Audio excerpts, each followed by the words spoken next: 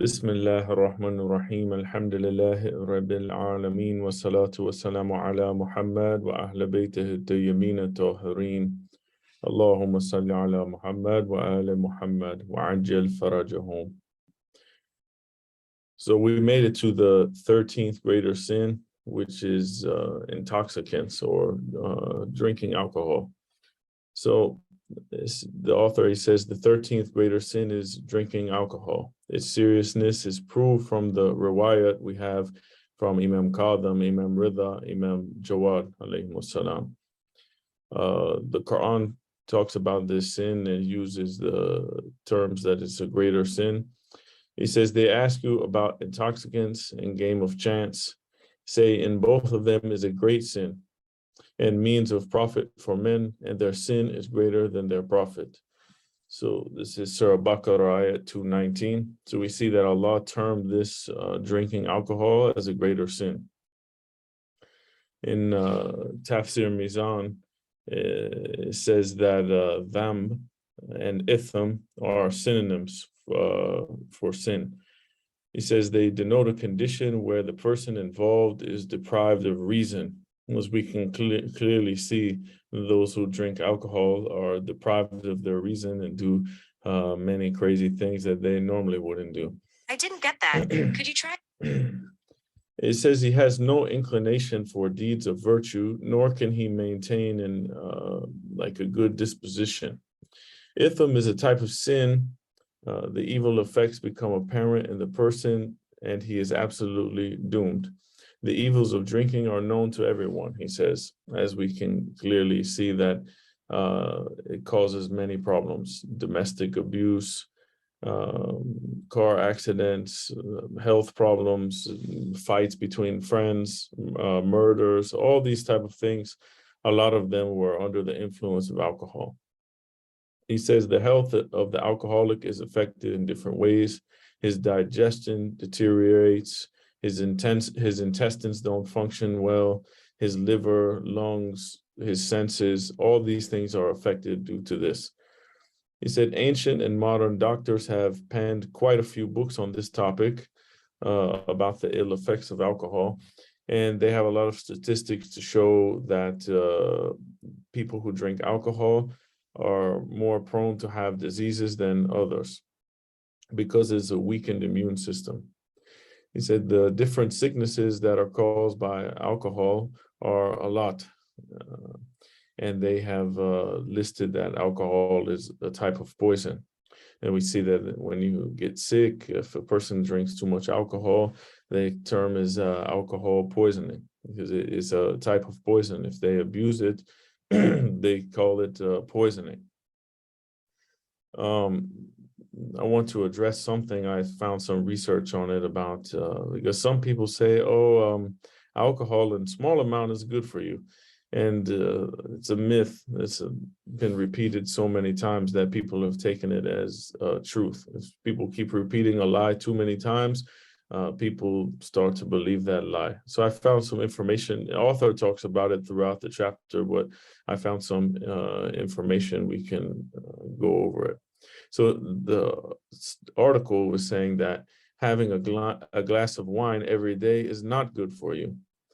The experts have warned against this. He said, in a bid to dispel the myth that moderate drinking could boost health, the World Health Federation has dismissed the studies suggesting small amounts of alcohol may improve cardiovascular health, because this is one of the myths, that if you drink a little bit of wine every day, that you'll have a good, healthy heart. They say that the World Health Federation said that these reports are unreliable, and they want to take urgent action in trying to tackle the global rise of deaths that are caused by drinking alcohol. They give some statistics. They said more than 2.4 million people died because of alcohol in 2019, accounting for 4.3% of deaths globally, according to the Federation. It says Professor Monica Aurora, a member of the Federation, said that the portrayal of alcohol as necessary for a vibrant social life has diverted attention from the harms of alcohol use as have the frequent and widely publicized claims that moderate drinking, such as a glass of red wine a day, can offer protection against cardiovascular diseases. So these things, most of the social events, they always have alcohol.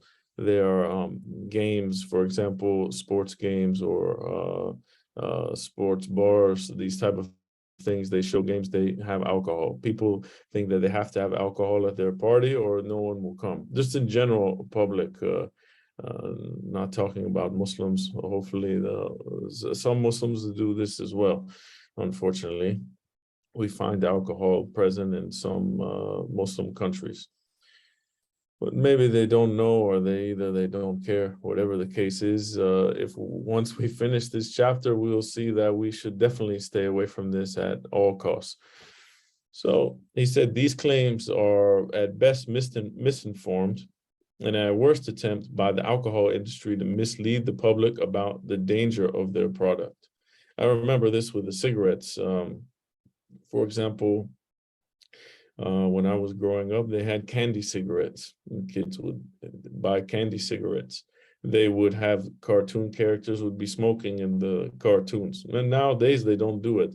But before they used to do it, and they used to make it seem appealing to the kids and to the children so they could smoke at a younger age. The World Health Federation said that alcohol was a psychoactive and harmful substance that can cause significant damage to the human body, and pointed out research linking its consumption to cardiovascular disease, cancer, digestive diseases, injuries, and several infectious diseases. So they say that people say that drinking alcohol will prevent cardiovascular disease, but this is just word of mouth or just people talking. But the World Health Federation says that it's actually linked to causing cardiovascular diseases. Studies that claim otherwise are based on purely observational research, which fails to account for other factors, such as pre-existing conditions, a history of alcoholism, and those considered to be abstinent. It says, to date, no reliable correlation has been found between moderate alcohol consumption and a lower risk of heart disease. So this is some statistics that were published by the UK. And I found this interesting because some people, they say this. They say, oh, you should drink. I just drink a little bit because it's okay for my cardiovascular thing. I met a Muslim, and he told me, in a Muslim country, and he told me, I have a stomach problem, there's something wrong. He had hepatitis C. And he said the doctor here, in a Muslim country, said that he has to eat some sort of fish every day, and he has to drink a glass of whiskey every day. I was like, come on, how can Allah put barakat and shifa in something that's haram? You know, Allah says it's haram, you cannot do it. There's no shifa in haram. And he says, oh, the doctor said, this is the only way that I can do this. And I can only cure this hepatitis by drinking alcohol, by drinking whiskey in particular. So I was telling him that, you know, like this thing causes many problems. And he told me that he used to pray, but now he doesn't pray. Alcohol, we'll talk about it too, also has spiritual effects. So now the person taking advice, the person was praying, doing his things that he needed to do.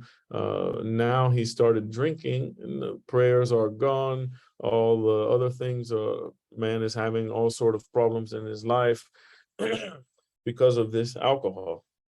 So some ignorant people may suggest this, but we see that World Health Federation has said that it is harmful. So the author, he brings some things about health. He says that liquor affects the central nervous system. It can cause brain hemorrhage, leading to paralysis or prolonged coma and eventual death. So the effects on the brain, effects on other limbs. He says ailments of the limbs are also caused by alcohol. The limbs become weak and the person loses control of them. The body becomes absolutely broken down. The five senses are in despair. He said sleeplessness increases, and even when the person gets to sleep, he's haunted by nightmares. So it affects all sorts of the parts of the body. When a person drinks alcohol, he loses control of his senses. He cannot, if he drinks too much, he cannot walk. For example, he cannot control his legs. People have to carry him. He cannot discern things are close or far. You see the people, if you've ever seen two drunk people fighting, for example, one thinks the person is close, so he swings full force, and he misses the person, spins around and falls down because he cannot gauge if they're close or they're far. He said liquor has effects on the stomach. He said it has effects on the tongue, the taste buds. Over time they lose their ability to discern the flavors, so they have problem with their taste buds. Said the secretion of saliva is impaired. Liquor ruins the digestive system. The stomach cannot produce the digestive juices or maintain the required acidity for digestion. There's frequent vomiting, nausea. All those people who are drinking, they are vomiting most of the time, and they are having a miserable day the next day. They are putting themselves through all sort of hardship for a few moments that they may enjoy, and most of the time they don't even remember those things that happened. How many times you hear about people, oh, what did I do last night? I don't know. And then they have some video footage of them doing something crazy, and they are embarrassed and they cannot believe they did those things. He says, along with phlegm, there is also blood discharge in the vomit. Numerous other diseases of the stomach are also caused by alcohol. The stomach starts to protrude. The intestines swell and are ulcerated. The large intestines malfunction, and it causes other stomach issues. And then he says about the liver, the wine and alcohol cause swelling and weakness of the liver and slow down its function. The swelling increases and it gives rise to acute pain of the liver. The part of the liver that's closer to the stomach is first affected, and the kidneys become yellow, and the effect becomes apparent in the eyes of that person. So maybe they get jaundice from this. It affects he says alcohol has no benefit for the human body at all. And it's for this reason that none of its constituent parts could be absorbed into the human body. The problem is people think they cannot have fun without alcohol. I remember meeting some people one time, some friends of my uncle, and they were like, do you drink? I said, no. It was like, do you use, do you smoke marijuana or what these things? I said, no, I don't do these things. And I was probably like in my 20s, and they were asking me these things. I was, no, I don't do those things, and they couldn't believe it. They were like, everybody does this. Everybody drinks. Everybody, they smoke marijuana, all this stuff. And I was like, no, I don't do it. They asked me why, so I told them I was a Muslim and we don't do those things. And you don't need those things to have fun, actually, but they cannot have fun without it because they don't know how to have fun. But there's lots of other ways to have fun, besides doing haram. We can travel and see the world. We can go eat nice food places. We can go to festivals or different activities outside. We can go be in nature and go to the mountains, go shopping. There's so many other things that we can do, sports, and the list goes on. He says as soon as it reaches the stomach, alcohol enters the bloodstream, and it enters the bloodstream, it goes destroying the white blood. It says corpuscles. Then he says, due to this blood pressure, the blood pressure decreases, and it causes people to faint. We see many times that people pass out from drinking alcohol, and they fall down and they hurt themselves, and causes people to faint. or they call it like blackout. He said the worst effects of alcohol are to be seen in the respiratory system. As it enters the lungs through the bloodstream, it causes shortness of breath. The tissues are inflamed and functioning of the lungs becomes slow. Calcium is continually depleted from the body, and the damaged lungs are now highly susceptible to tuberculosis. Then he says that also, if this is not enough, he continues. He says, statistics show that 90% of the ailments of the kidneys are due to alcoholism. And alcohol is expelled through the urine and causes a lot of diseases involving the entire urinary system. And it also causes lack of loss of the bladder control. He says it affects the heart. Says since alcohol circulates through the bloodstream, it has a detrimental effect on the heart as well. Gradually, layers of fat get deposited on the heart and it increases in size and weight. The heartbeats of an alcoholic are faint or irregular. So a lot of people that are drinking, thinking that they're going to have some harmless fun and they're going to, just enjoy some time with their friends, but they don't realize how many bad effects they're having on their own body. He says the most destructive effect that alcohol can produce is on the overall psychology of the alcoholic. According to statistics, he said from mental health hospitals, and the majority of the patients are those who have been longtime alcoholics. He quotes a magazine. This is an old book, so it's from the 80s, I believe. So the numbers are probably even higher. But he says, according to medical research, there are 200,000 mentally disturbed people in France who have become, said like Majnoon, like the people who have lost their mind due to alcoholism. And also, he said 80% of all mental patients have been drinking alcohol previously. And 40% of all the ailments that afflict the people are also due to alcohol. And he said, according to British scientists, 90% of those who have gone insane are due to the effect of alcohol. So there's a lot of the aspect from the health side, and some doctors are present here, so they know better than me or this author of this book about this, but they also know that many bad problems with health they probably see all the time. He said the book also mentions that wine affects the sperm cells of the person drinking.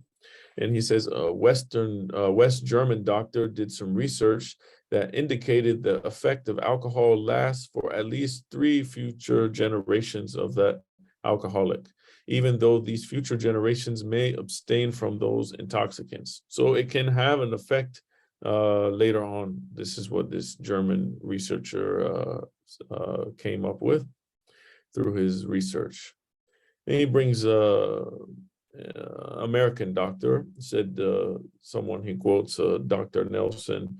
He says, if a person who abstains totally from alcohol can father 11 healthy children, for example, he can have 11 children. The alcoholic is at most capable of having 3 normal children. And there's some exceptions. Maybe we find somebody who's had a lot of kids and they drink alcohol, but this is the norm, he's saying, that it is much lower. It will lower their capability of producing more children, or either these effects of alcohol will cause problems in their children when they're born. And alcohol and drugs cause many bad effects on children. I worked in Washington, D.C. as a driver for mental health organizations and day programs where they would take the people who had mental health problems from the group home to the day facility where they would do activities, and then they would go back home. I was the one that would transport them. And most of these youth that were there, I transported a lot of old people, had dementia and other things, but a lot of the people were youth. And it's like, why so many of these people have mental health issues? It was a really big problem in the district. So it was due to the crack epidemic, in the 80s.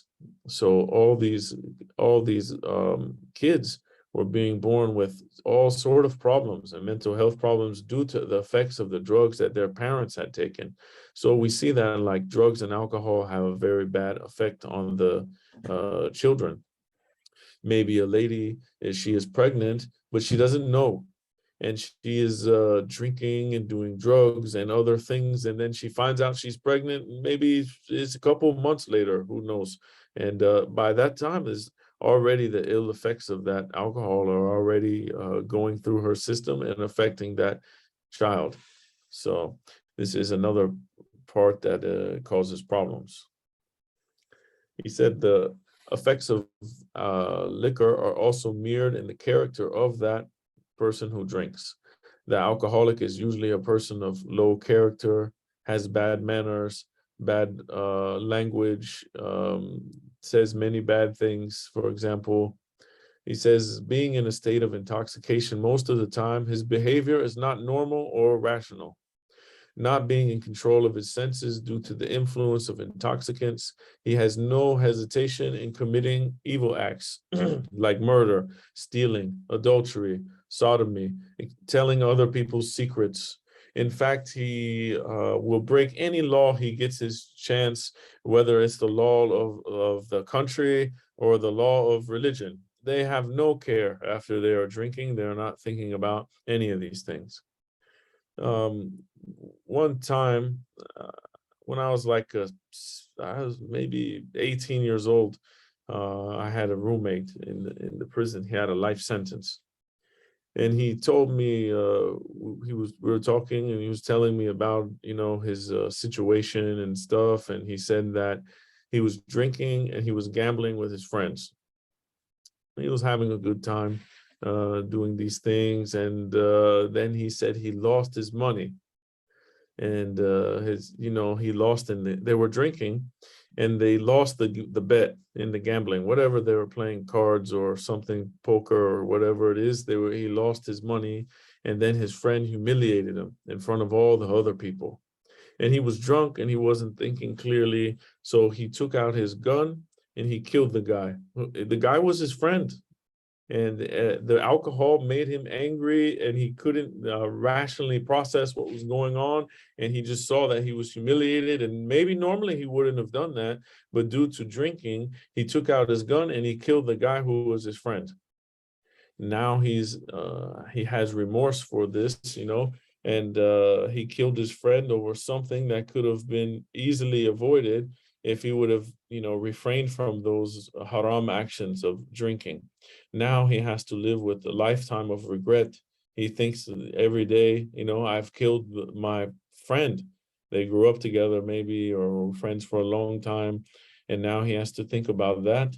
And also he has a life sentence. So he will never get out of the prison because of this one moment of enjoyment. And we have a riwayat from Amir al-Mu'mineen alayhi salam says like one moment's enjoyment can cause a lifetime of regret, a lifetime of pain, suffering, these things. So we can see this clearly in this story. And this is mostly the people that I talked to or ran into. It's something like this, that drinking or drugs. For example, my first roommate, when they put me in penitentiary, I was 17 years old. So I went to a maximum security, like the worst one. And they put me in the room, two other guys. One guy, he killed his grandmother when he was younger. So what happened was he told me about it. He was older now. He had been in there a long time, maybe 20 years or so. He had a life sentence.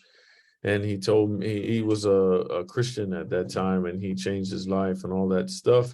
But he told me about it, and he said that he was on drugs really bad, crack cocaine. And he said that he wanted to get some money from his grandmother. He tried to take the money from his grandmother. The drugs had him so out of his mind that he was trying to fight his grandmother to take her money to go buy drugs. So his sister got in between him and his grandmother, and he took his knife and he stabbed his sister and killed her. Or he stabbed his grandmother, actually. He stabbed his sister got in between. He stabbed her too, and he stabbed the grandmother and killed the grandmother. Imagine that, coming, rehabilitating yourself, getting off of those drugs, detoxing, and then having to live with the fact that in that state of mind, that you had an altered state of mind on drugs and, craving those drugs, that you killed your own grandmother. He had to live with that for the rest of his life, and it really bothered him.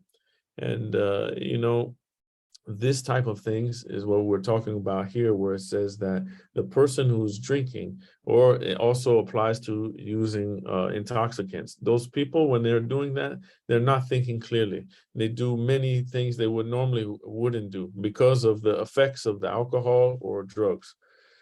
He says, the author, he says, the Islamic code of life requires that a person should use whatever power of reasoning Allah has granted him to conduct himself with deliberation and discretion. So if Allah has given us all this reasoning that we have, this ability, he gave us an ability to use our akal, our intellect, our reasoning, why would we want to reduce it and use a lesser amount of it? If Allah gave us this ability, we should want to use the most of the ability. He said, in fact, Islam expects every individual to try to improve his reasoning power by increasing his ilm, his knowledge, with study, and by associating with those who know more than himself. So Islam gives us ability, but it wants us to increase our ability, to learn more, we can do with it what we want. We can increase our knowledge. We can stay the same level, or we can increase our knowledge and get to great heights of knowledge.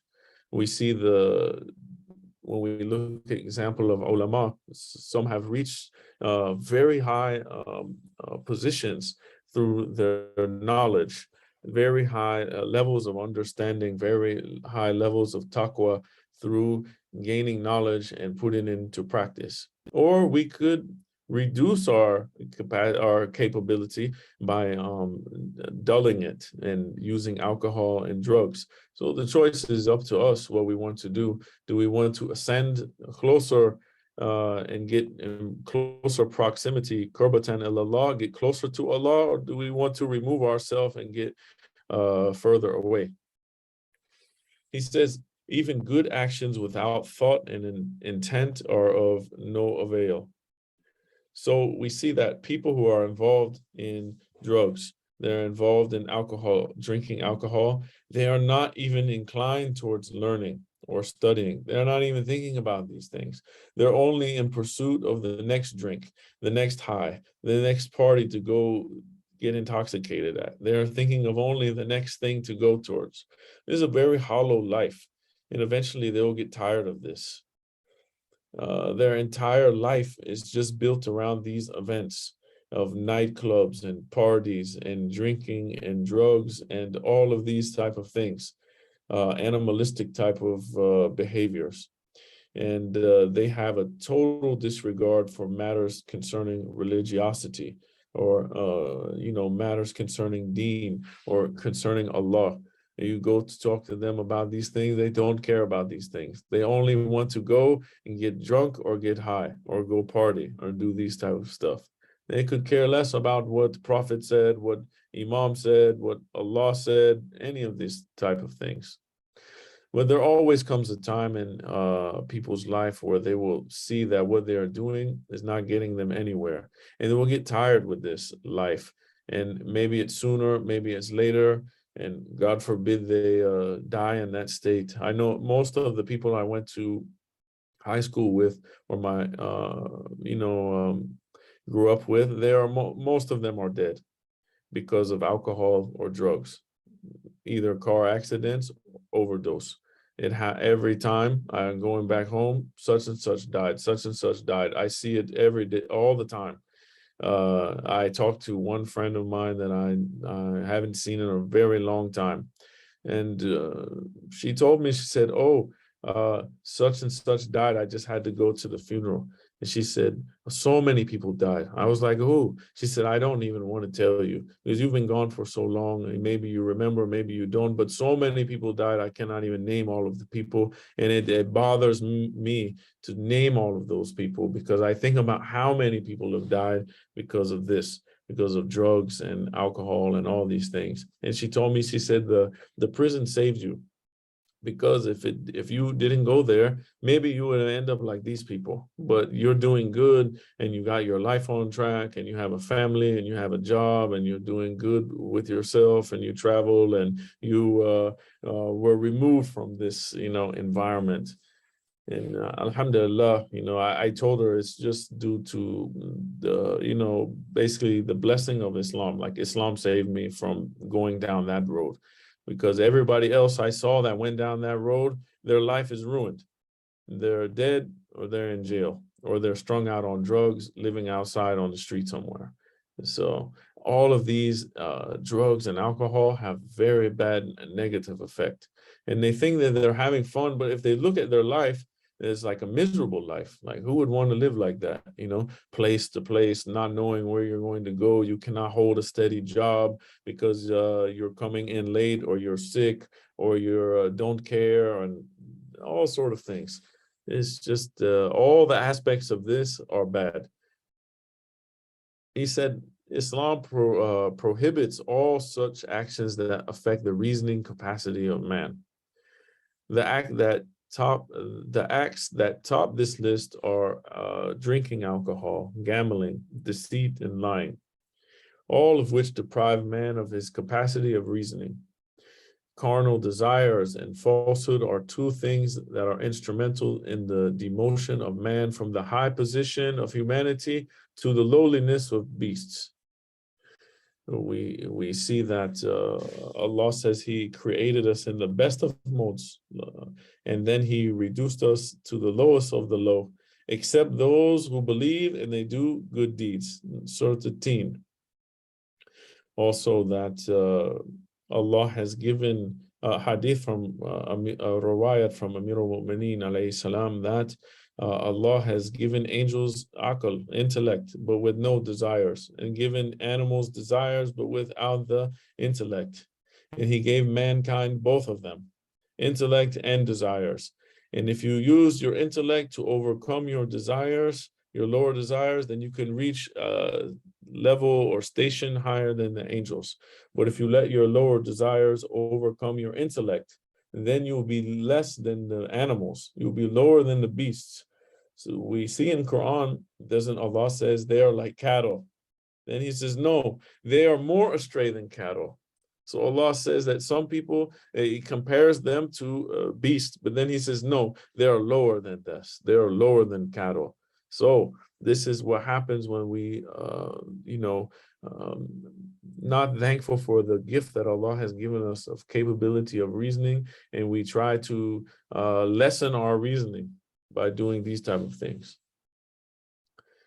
He says, such a person is not capable of carrying any important responsibility. Like I said, holding on to a steady job. It's hard for someone who is an addict.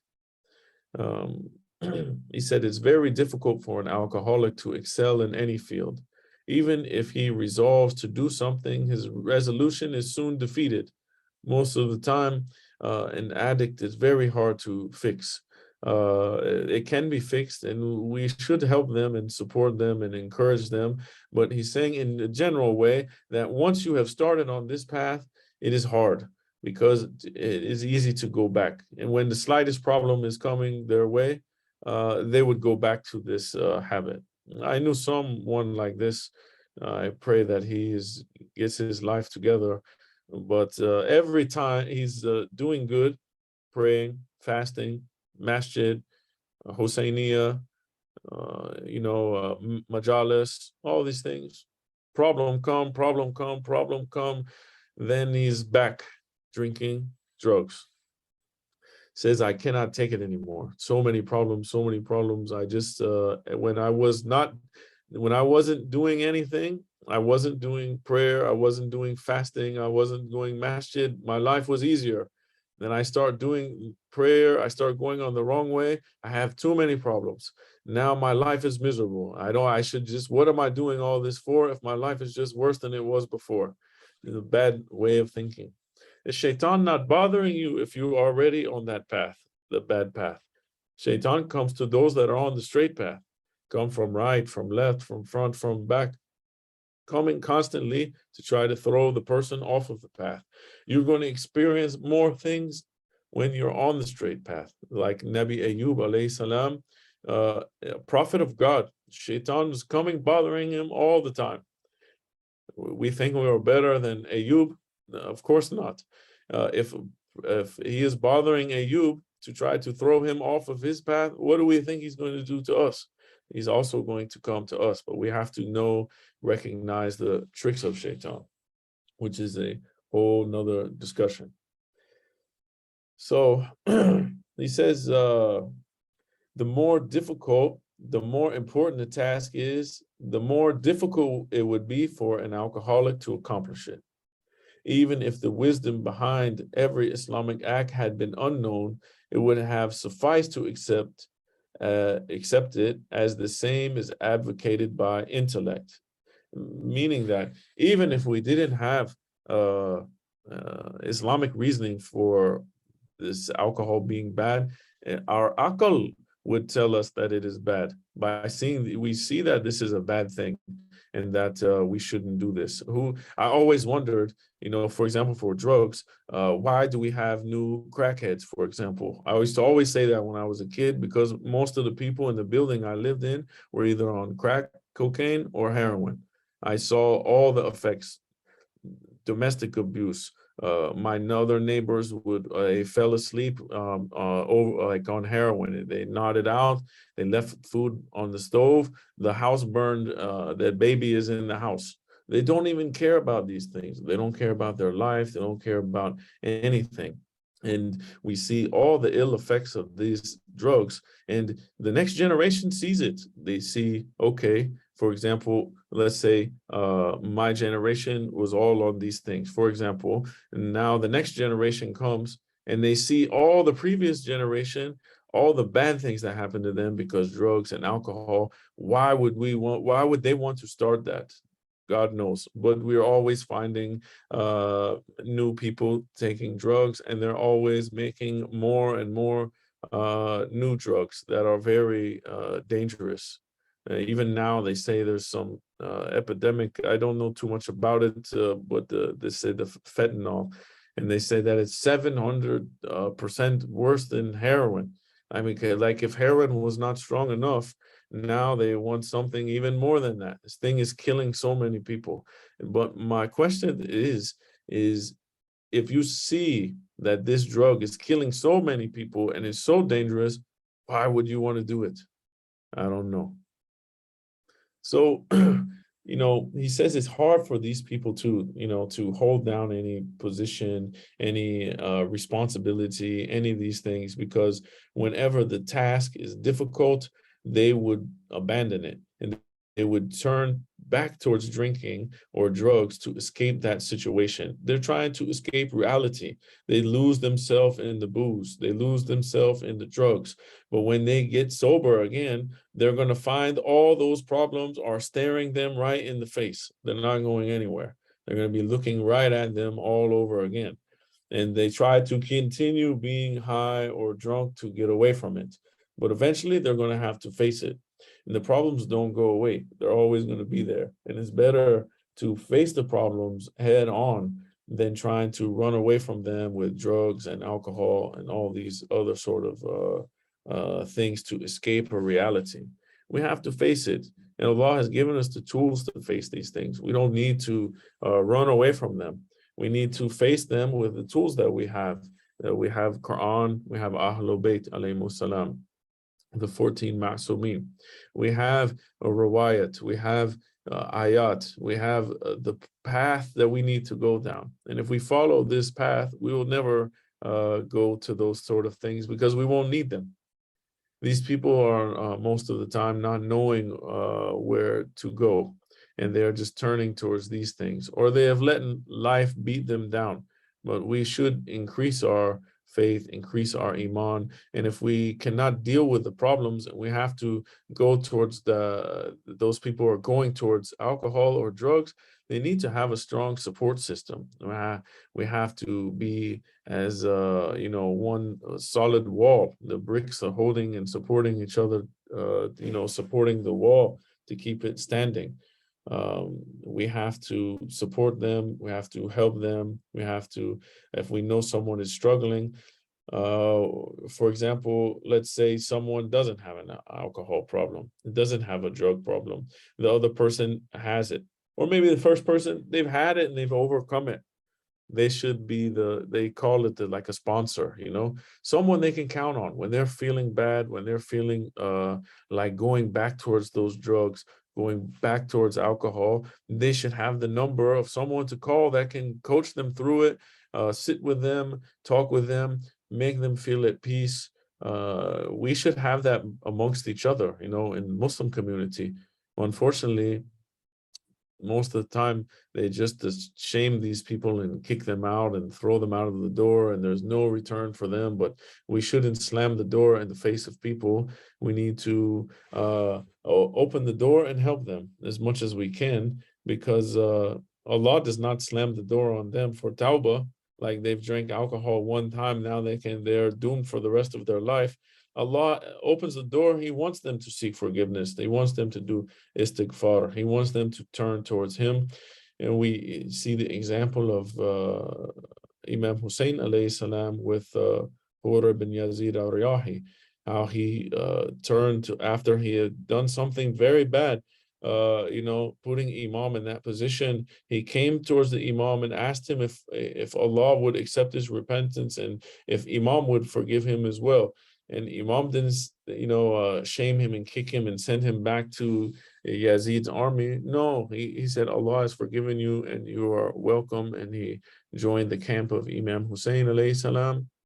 And it shows that there is hope in a person. That the problem is when we lose hope, we become hopeless. This is a greater sin in itself, to become hopeless of the mercy of Allah. But when we become hopeless, then we are in a very bad state. So we should support each other and not let each other become hopeless, because once we are like that, it's very difficult to come out of that. And the person has totally been defeated and given up. And it takes a lot of people and a lot of strength to pull that person back up. We shouldn't be like the people who walk by and just ignore them and leave them. We should help them. Like now we see someone is having a problem. Instead of going to help them, they are taking their phone and they're holding it and filming it. Someone's drowning, is, oh my God, look at that. And they're filming them instead of jumping and trying to help them or trying to find something they can throw to help them. They just want to record the person dying. Two people are fighting, instead of helping and break it up, for example, they just record the thing and put it on the internet for other people to watch. This is the state of humanity in these times, akhir zaman. And it seems like the end times when we look at all what is going on in humanity. And Allahumma ajjal waliyaka al-faraj. May Allah hasten the reappearance of Imam Zaman